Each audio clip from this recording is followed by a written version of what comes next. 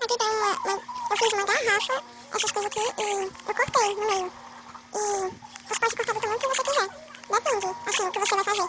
Tipo, assim, depois, eu fiz esse lado menor e esse maior. Esse lado aqui, eu fiz, assim, eu pintei e fiz umas listradas, assim, listrada. E só pra deixar cair esse aqui, eu pintei, bem pouquinho mesmo, não fiz nenhum listrado, só bem pouquinho. E essa luzinha que eu comprei no centro, só não esqueci o nome. E você pode comprar, eu não esqueci, mas essa luzinha aqui, você abre apertando um botão, olha. Aí fica a luzinha, fica olhando. Então, você pode, ó, você bota a luzinha dentro da garrafa que você cortou, e bota o outro lado, ó, o outro lado. Tampa, e fica assim, quando a gente tampa, fica tipo uma luminária. Olha, fica mais bonito com a luz fechada.